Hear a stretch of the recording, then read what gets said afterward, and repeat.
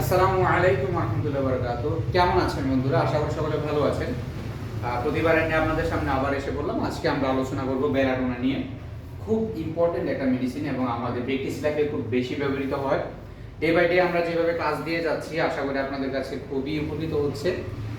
তিনটা বই যেভাবে আপনাদের পড়া হচ্ছে সেটা অনেকে ইংলিশ না জানার কারণে অনেকে পড়তে পারতেছেন না, কিন্তু আমি আপনাদেরকে ধরিয়ে দিচ্ছি, বুঝিয়ে দিচ্ছি, যার কারণে এলএনএস কি নোট, নেস কি নোটস, জিবি কি নোটস আপনাদের পড়া হয়ে যাচ্ছে।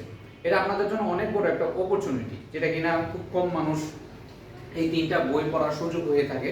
আপনারা যারা ইংলিশ বইগুলো পড়তে পারেন না, আমাদের এই কোর্সে থাকার কারণে এই জিনিসগুলো খুবই সহজে কভার আপ করতে পারবেন, যাতে করে আপনাদের কেস স্টাডি আরো বেশি ত্বরান্বিত হবে।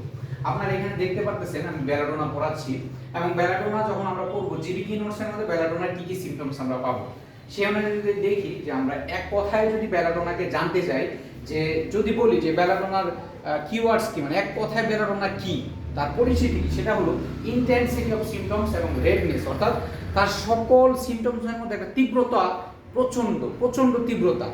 হ্যাঁ, সেটা ব্যথা হতে পারে, সেটা রেডনেস হতে পারে, সেটা তার জ্বালাপোড়া হতে পারে, সেটা কোনো ধরনের স্কিন ডিজিজ হতে পারে, আরও যত রোগগুলো আছে সব কিছুর মধ্যে একটা তীব্রতা, মানে পাগল টাইপের হয়ে যায়।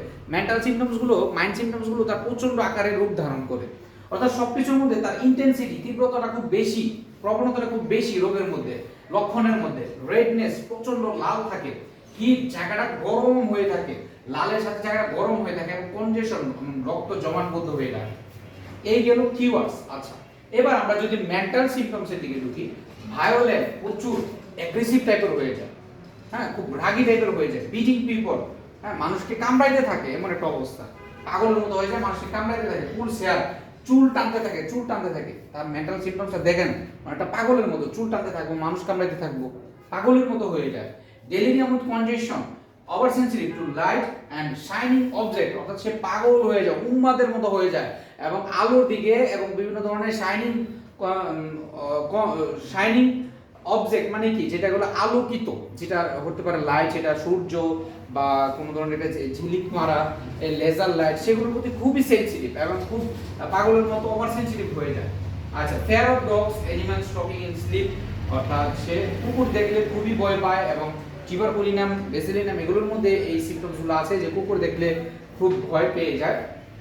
এবং এর পাশাপাশি স্টারমোনিয়ামের মধ্যেও আছে হয়তো, যে ফেয়ার অফ ডগস খুব বেশি থাকে। আচ্ছা, তারপর দেখেন ফেয়ার অফ ডগস থাকে এবং পশু পাখি দেখলে খুব বেশি ভয় পাওয়া যায়, টকিং ইন স্লিপ, ঘুমের মধ্যে কথা বলতে থাকে বিড়বিড়িয়ে। আর যদি আমরা দেখি মাইন্ড সিমটমসের মধ্যে আরো পাই যে একটুতেই সর্দি লাগে। এই যে আমরা যেটা কিনা জিবি কি নোটসে পাইছি, এলএনএস কি নোটেরও কিছু মাইন্ড সিমটমস এখানে অ্যাড করছি, এবং নেস কি নোটসের কিছু মাইন্ড সিমটমস এখানে অ্যাড করছি। একত্রে তিনটা মাইন্ড সিমটমস হলো এখানে। বুঝেন কি পরিমাণে গুরুত্বপূর্ণ মাইন্ড সিমটমস এগুলো। আচ্ছা, একটুতেই সর্দি লাগে, অল্পতে তার ঠান্ডা কাশি লাগে, ঠান্ডা বাতাস অনুভূতি প্রবল, মাথা না ঢাকা না থাকলে অথবা চুল কাটার পর সর্দি কাশি লেগে যায়। সেনসিটিভটা খুব বেশি, ঠান্ডার মধ্যে তার সেনসিটিভটা বেশি, অল্পতে ঠান্ডা কাশি লেগে যায়, অল্প বাতাসে তার ঠান্ডা কাশি লেগে যায়, চুল কাটার পর তার ঠান্ডা কাশি লেগে যায়, এমন একটা অবস্থা। ঠান্ডা বাতাসে ঘুরলে টনসিল প্রদাহ হয়, ঠান্ডা বাতাসে ঘুরলে কি হয়, টনসিল প্রদাহ হয়। তাহলে অতিরিক্ত ঠান্ডা, অতিরিক্ত আছে তাই সহ্য করতে পারে না, অল্প ঠান্ডাতে তার কি টনসিলের প্রদাহ হওয়ার সমস্যাগুলো দেখা যায়।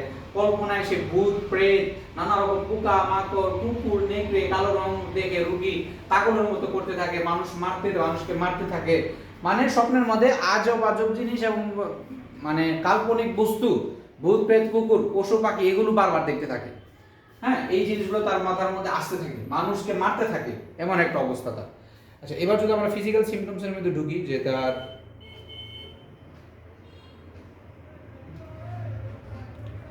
দেখি এবার আমরা শারীরিক লক্ষণ কি কি পাই। সিমটমস হলো সাডেন অ্যাপিয়ার্স গ্রেট ইন্টেন্সিটি, অর্থাৎ হঠাৎ করে তার কি রোগ লক্ষণগুলো আসে এবং প্রচুর তীব্রতার সহিত আসে। তার লক্ষণগুলো হঠাৎ আসবে এবং প্রচুর তীব্রতার সহিত আসবে।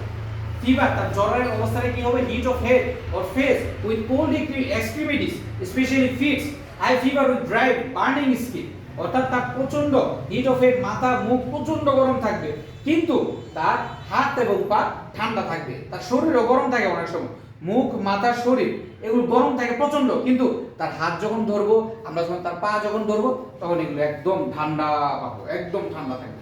তখন বুঝবো যে বেলাডোনার ফিভার এটা, বেলাডোনার জ্বর এটা। High fever is dry burning skin, তার প্রচন্ড জ্বর এবং শরীরটা শুকনো থাকে, ড্রাই হয়ে যায় এবং জ্বালা পোড়া বার্নিং স্কিন থাকে। স্কিনটা কিরকম ইরাপশন, উদ্বেগ দেয়, বিভিন্ন ধরনের স্কিন ডিজিজ দেখা দেয়, হিট সেই জায়গাটা গরম থাকে, congestion and redness of mucous membranes, রক্তে কনজেশন হয়ে যায়, জমাট হয়ে যায় এবং লাল হয়ে থাকে, এবং সেইখানে মিউকাস মেমব্রেন গুলো কি লাল হয়ে থাকে। সেই জায়গায় মিউকাস মেমব্রেন গুলো কি নাকের যে ছিদ্র, এখানে কি মিউকাস মেমব্রেন আছে, সেটাগুলো লাল হয়ে থাকে। বাথরুমের পথের ওইখানে কি মিউকাস, মানে বাথরুমের পথের ওইখানে গলা হা করলে ওইখানে, হ্যাঁ, যে আমাদের যেখানে যেখানে মিউকাস মেমব্রেনের পর্দাগুলো থাকে সেগুলো লাল আভাস হয়ে থাকে। হেডেক, তার মাথা ব্যথা কি উইথ পালসেটিং থ্রোবিং পেইন, তার মাথা ব্যথা হলো ধপ ধপ ধপ ধপ ব্যথা করতে থাকবে, এবং তার এই মাথা ব্যথাটা আলোর দিকে এবং ধরলে, হ্যাঁ, এবং নড়াচড়া করলে তখন তার সমস্যাগুলো বাইরে যায়। তার এই জন্য অবশ্যই মাস্ট লাই ডাউন, এই জন্য তার সাথে সাথে শুয়ে পড়ার লাগে, কারণ সে সামান্য নড়াচড়াও সহ্য করতে পারে না। আচ্ছা, গেল। এবার আমাদের জিবিকি নোটস। এখন দেখি এলএনস এর মধ্যে কি কি পাইছি যেগুলো কিনা জিবিকি নোটসের মধ্যে নাই। পালস খুব দ্রুত উঠানামা করতে থাকে, তার পালসটা কি খুব দ্রুত উঠানামা করতে থাকে। মাথা ও মুখের দিকে শরীরের সমস্ত রক্ত উঠে আসে। দেখেন হঠাৎ করে যদি একটা মানুষের শরীর প্রচন্ড গরম হয়, পুরো মাথা চোখা সব গরম হয়ে রক্ত উপরে এসে লাল হয়ে যায়, তখন বুঝবেন যে বেলাডোনার সিমটমস তার মধ্যে এসে বসে। এটা অনেক সময় দেখা যায় অতিরিক্ত রোদের মধ্যে যারা ঘুরে দেখবেন তাদের এই অবস্থা হয়, তখন তাদের এই অবস্থা আপনি এটা দিতে পারেন, খুব ভালো কাজ করবে, কারণ পুরো শরীর রক্ত তখন মাথায় উঠে যায় অতিরিক্ত প্রেসারে। ভার্টিগো, মাথা ঘোরানোর যে অবস্থা, সামনে ঝুঁকলে বা অবস্থান করলে মাথা ব্যথা ঘুরতে থাকে, অর্থাৎ সামনে ঝুঁকলে বা অবস্থান করলে মাথা ঘুরে পড়ে যেতেছে, এমন একটা অবস্থা। অ্যাবডোমেন, পেটে হাত দেওয়া যায় না, এত স্পর্শকাতর, অনেকটা চায়নার মতো পেট ফুলে থাকে, চায়নার মতো আবার জোরে চাপ দিলে ভালো লাগে। আচ্ছা, বেলাডোনার মধ্যে পেটে হাত দেওয়া যায় না, ফুলে থাকে, সামান্য জাগনিতে তার যন্ত্রণা বেড়ে যায়। ডান ইলিওসিকাল প্রদেশে ব্যথা যা সামান্য চয়ে বেড়ে যায়, অর্থাৎ যেখানে অ্যাপেন্ডিসাইটিসের ব্যথা সেই জায়গায় কিন্তু বেলাডোনা খুব ভালো কাজ করে, কারণ এখানে ব্যথা তীব্রতা খুব বেশি থাকে।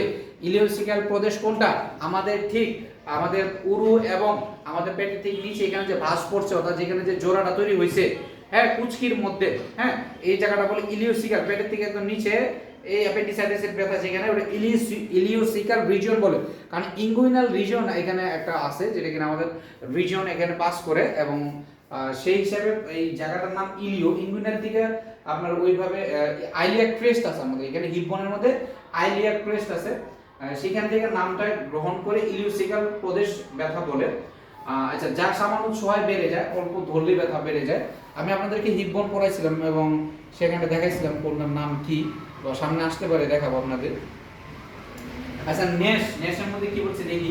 Mouth and throat very dry and red, তার মুখ এবং গলা খুব শুকনো হয়ে থাকে, লাল হয়ে থাকে, সোলেন, পুরো মুখ ফুলে যায়, এমন একটা অবস্থা। পেন অ্যাপিয়ার সাডেনলি, হঠাৎ করে ব্যথা আসে, এবং ডিসঅ্যাপিয়ার সাডেনলি, হঠাৎ করে ব্যথা চলে যায়। তার ব্যথার ধরনটা এরকম।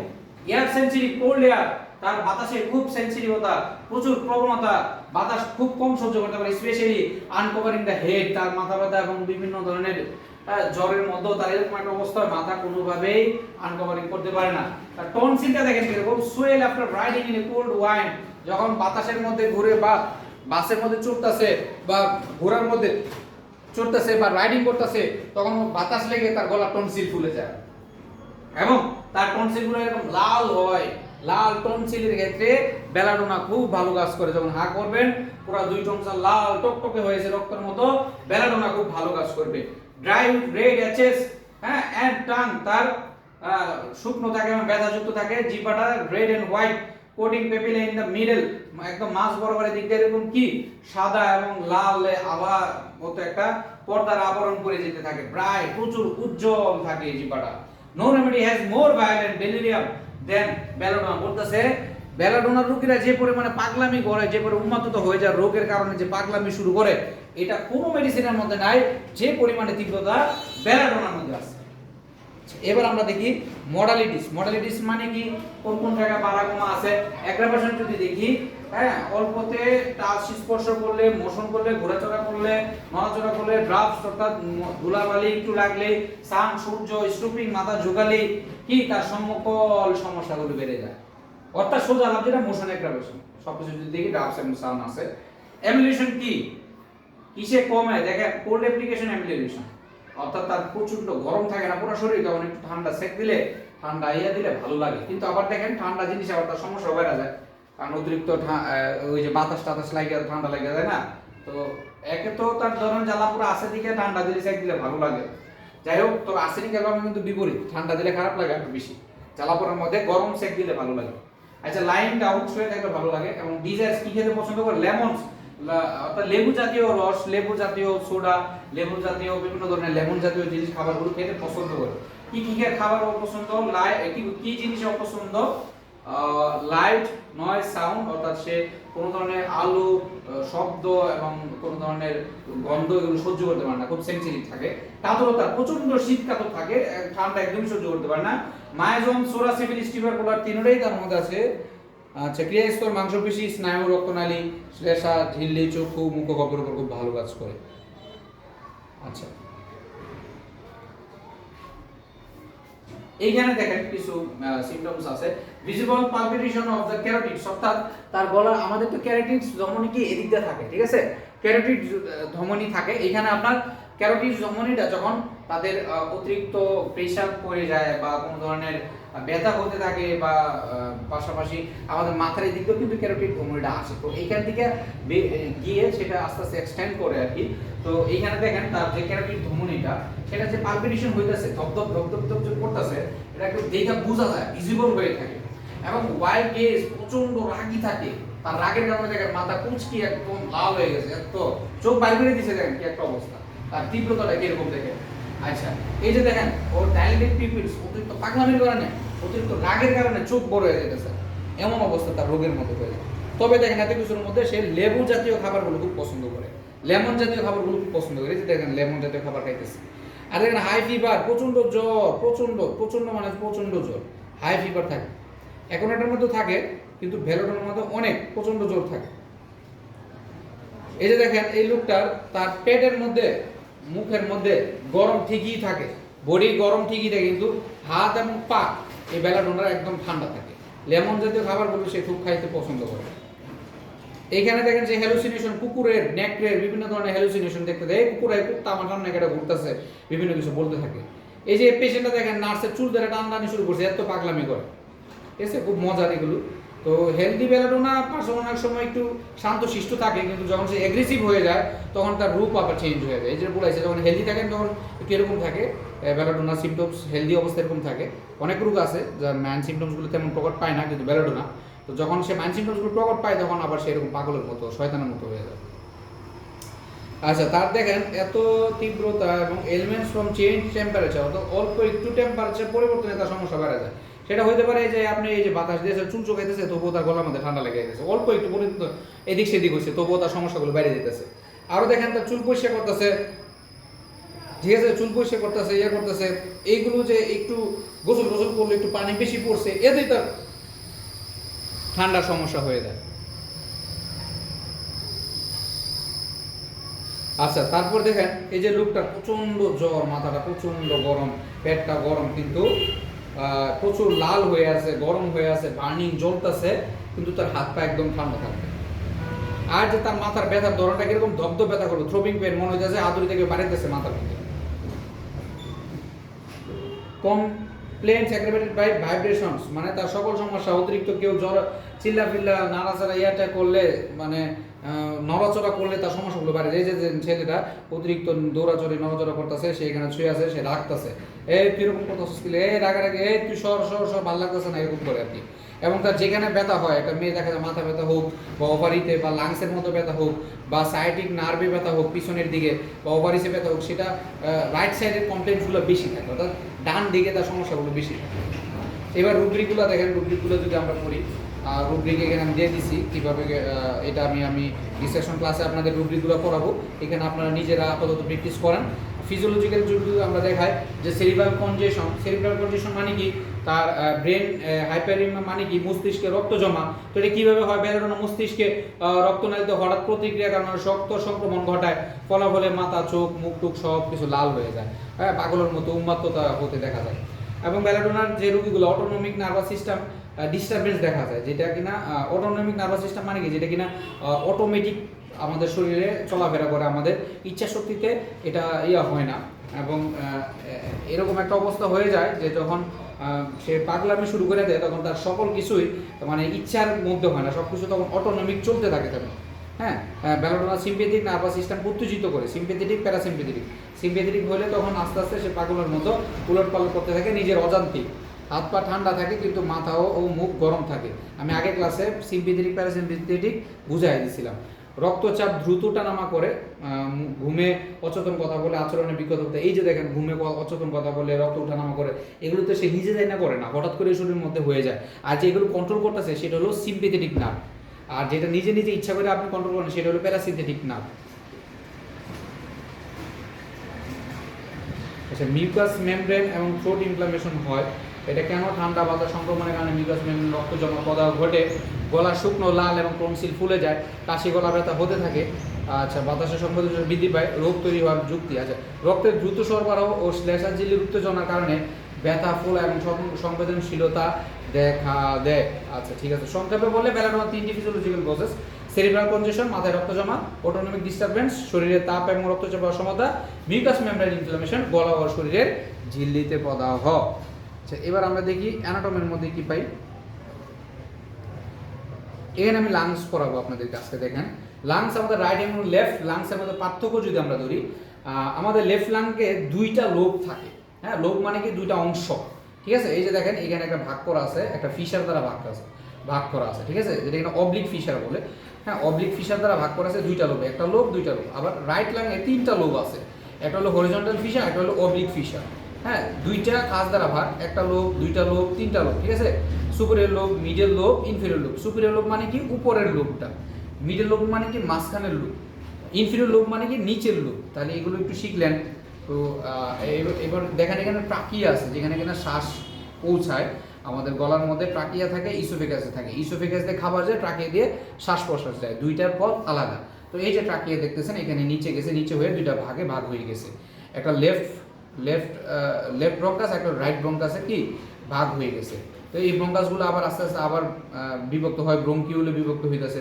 হ্যাঁ, এভাবে বিভক্ত হয়ে ছোট ছোট ছোট হয়ে যারা চারপাশে ছড়াই যেতেছে, শ্বাসনালীগুলো ছড়াই যাইতেছে, এবং শ্বাস শেষ পর্যন্ত এলভিউলের মধ্যে গিয়ে আমাদের অক্সিজেন গিয়ে আবার কার্বন ডাইঅক্সাইড হয়ে নাক দিয়ে ফেরত হয়ে বেরিয়ে আসতেছে।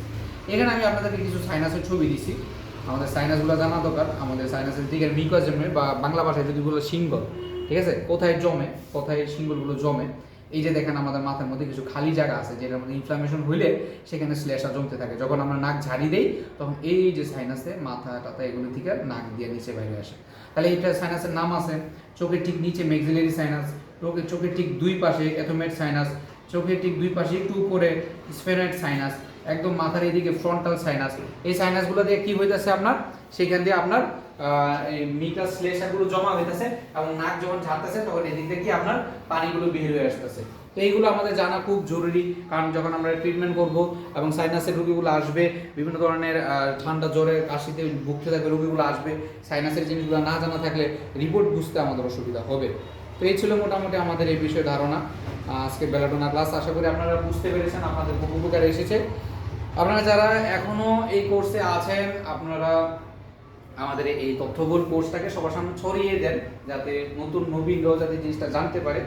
জ্ঞান কখনোই সুপ্ত করে রাখবেন না, যত জ্ঞান প্রচার করবেন, নিজের মন মানসিকতা যত ব্রড করবেন, শেখার আগ্রহ এবং জানার আগ্রহ আপনার তত বাড়বে।